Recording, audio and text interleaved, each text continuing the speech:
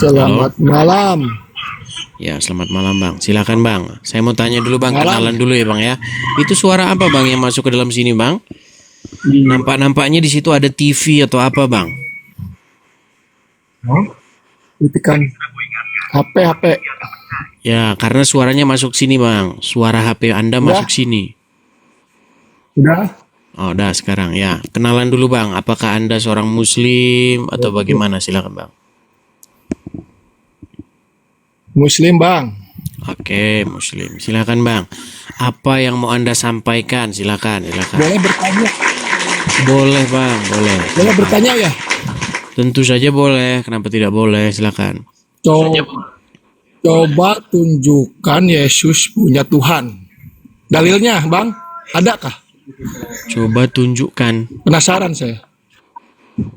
Dalilnya Yesus punya Tuhan atau hamba Tuhan. Ya, Anda punya Alkitab nggak di situ? Nggak punya, makanya saya tanya. Nonton video Bertanya, saya kan? sebelumnya Bang. Ya, kalau nggak punya Alkitab, ambil dulu, punya dulu. Kalau nggak punya, nanti percuma saya kasih tahu.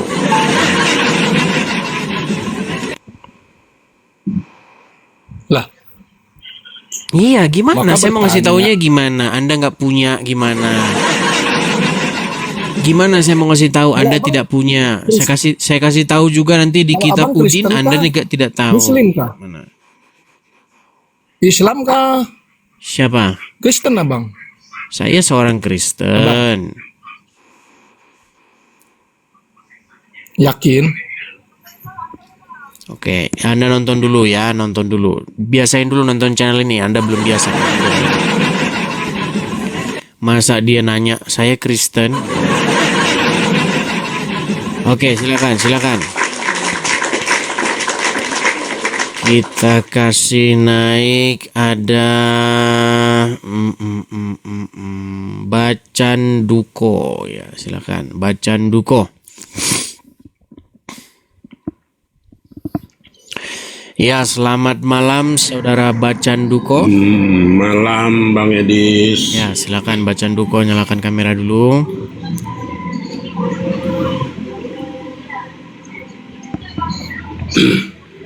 Jadi gini Bang Edis ya. Kenalan dulu Bang. Saya- Bang. Iya. Bang. Tenang dulu Bang. Saya Tenang dulu, tarik napas dulu. Hembuskan napas. Oke. Islam Bang, Islam. Ya, gitu dong. Kenalan dulu Islam. Asal dari Medan, Batak. Asal dari Medan. Silakan Bang, apa yang mau Anda utarakan?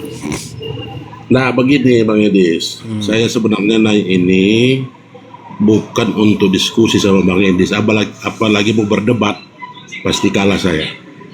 Terus, Saya cuma hanya ingin bertanya saja, apa itu? ada yang perlu diperjelas sedikit. Apa itu? Kemarin saya dengar Mikana bercerita tentang ada bahasa aurat yang tertulis di Bible. Oleh beliau mengatakan aurat yang dimaksud di dalam Bible Kristen itu berbeda dengan aurat yang dipahami oleh orang Islam. Kalau aurat yang dipahami Kristen itu cuma hanya cuma hanya yang ada di dalam kolor itu aja. Sepaham Abang itu? Sepakat? Ayat berapa itu? Contoh, ayat berapa? Pasal kitab apa ayat ingat berapa? saya. Di Bible ada bahasa aurat Banyak. di sana. Kata aurat di dalam Alkitab itu ada banyak. Makanya contohnya yang mana dulu? Oh jadi enggak, maksud saya saya cuma hanya kepingin apa kira-kira yang Abang pahami aurat di dalam Bible itu. Ya sama Kan aurat seperti ini kan bahasa Arab kan? bahasa Arab, betul. Sama seperti aurat yang kita pahami. Cuman Oh, gitu ya. dilihat dulu konteksnya, karena perempuan pun aurat perempuan pun payudara ini pun aurat perempuan. Ya betul. Jadi berarti Abang lebih cenderung enggak sepakat dengan Mikana ya. Abang lebih cenderung menganggap Banyak bahwa- tidak sepakatnya, banyak tidak sepakatnya. Ya oke. Itu cuma hanya mengklarifikasi kan. Begini Bang, ini saya dengar diskusi ada di Markus 14 Boleh dibacakan? dari 45 sampai 52. Boleh dibacakan? Di sana bercerita bahwa Tuhan Yesus itu di Getsemani itu ditangkap oleh pihak pemerintah, Terus? ya kan? Lalu kemudian ketika penangkapan itu sampai Tuhan dihunuskan pedang. Tidak pernah Ketika dikatakan Yesus menghunus pedang. Yang menghunus pedang Bukan, itu bukan Yesus. Ya, Yesus yang kena Petrus. hunus pedang. tidak kena Nah. hunus pedang. Yesus tidak kena hunus pedang. Ini Bang katanya di sini. Salah seorang dari mereka yang ada di situ menghunus pedangnya. Siapa itu? Mungkin pada saat itu mungkin ini dari pihak pemerintah ini kan? Bukan, itu Bukan. Petrus. Jadi- Petrus itu yang menghunus pedang itu. Oke Bang, saya enggak di situ enggak terlalu perlu kali. Lalu kemudian 1450 dijelaskan lalu murid-murid Yesus itu meninggalkan dia, seluruhnya melarikan diri. Betul sekali. Nah, lalu di 1451 ada seorang muda yang pada waktu itu hanya memakai sehelai kain lenan untuk menutup badannya, mengikuti dia. Mereka hendak menangkapnya. Menurut Abang, bukan menurut Abang, menurut Bibel, kira-kira siapa itu orang Tidak dijelaskan itu siapa. muda yang sehelai, yang Tidak pakai sehelai dijelaskan kain itu. lenan itu? Tidak dijelaskan itu siapa. Oh, tidak ada dijelaskan di dalam Bibel. Ya, di dalam Alkitab itu tidak dijelaskan siapa orang itu. dijelaskan. Gitu. Ya. Tapi di sini lalu saya baca, saya tengok-tengok di Yohanes 13 ayat 4 dijelaskan, lalu bangunlah Yesus dan menanggalkan jubahnya. Dia mengambil sehelai kain lenan dan mengikatkannya pada punggungnya. Yohanes Ini pasal sih saya 13. katakan tadi. Iya, Yohanes 13 ayat 4. Oke, saya mau tanya dulu. Gini, Yohanes pasal 13 itu kejadiannya di mana? Nah, itu kurang tahu saya. Nah, makanya begini, penting sekali. Makanya saya bilang sangat penting orang yang berdebat dengan saya setidak-tidaknya pernah satu kali Paham, membaca betul. keseluruhan isi Alkitab. Supaya tidak ada pertanyaan-pertanyaan yang salah arah seperti ini. Itu dua kejadian yang berbeda, Bang. Saya tahu Anda ingin membangun satu narasi bahwasanya sebenarnya yang disalibkan itu adalah orang yang diserupakan menurut narasi Al-Qur'an, betul? Iya. Iya, tapi itu sayang sekali, itu narasi yang berbeda. Peristiwa penyucian kaki murid-murid itu peristiwa the last supper, ya, peristiwa perjamuan terakhir. Itu bukan di Taman Getsemani, karena setelah perjamuan tersebut di situ Yudas kerasukan setan, kemasukan iblis, kemudian dia disuruh pergi, ya. Setelah itu baru mereka pergi ke Taman Getsemani. Jadi dua peristiwa yang berbeda. Oh, jadi ini berarti konteksnya berbeda sama. Jadi berarti orang muda yang disebutkan di Mazmur tadi, di Mazmur ya? Bukan Mazmur, di Markus tadi. Di Markus tadi tidak diketahui orangnya gitu, Bang. Tidak diketahui. Bang Bukan Edis. dalam pengertian Alkitab tidak menjelaskan siapa orang tersebut. Seperti itu. Jadi di sini yang pakai lenan ini Yesus berarti konteksnya berbeda. Oke. Itu bukan Yesus yang hanya menggunakan sehelai kain lenan itu dan dia lari di situ kan? Iya. Ya, itu adalah orang Ini yang berbeda. langsung Itu ini. gini. Lalu bangunlah Yesus. Lalu bangunlah Yesus dan menanggalkan jubahnya. Ia mengambil sehelai kain lenan. Jadi itu makanya berkaitan tadi saya sebut tadi. Artinya dia berarti kan memakai kain lenan ini hanya menutup auratnya saja.